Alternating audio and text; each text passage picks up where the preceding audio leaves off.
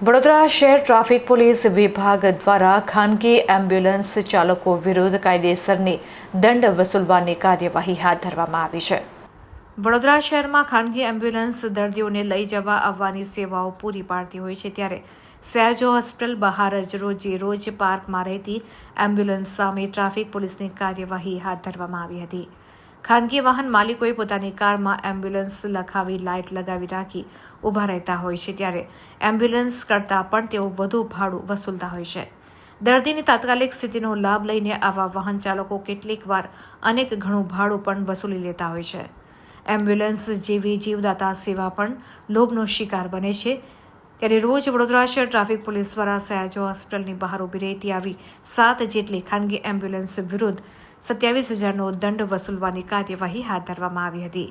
Traffic police દ્વારા ખાનગી ambulance ચાલકો સામે કાયદેસરની કાર્યવાહી કરી હોવાનું જાણવા મળ્યું છે।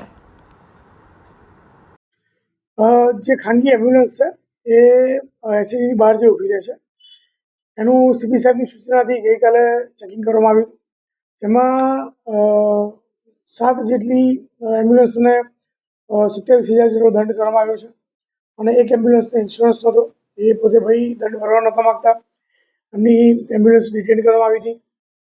અને આ જે એમ્બ્યુલન્સ છે એમાં આરટીઓ રજિસ્ટ્રેશન કરાવવું જરૂરી હોય છે।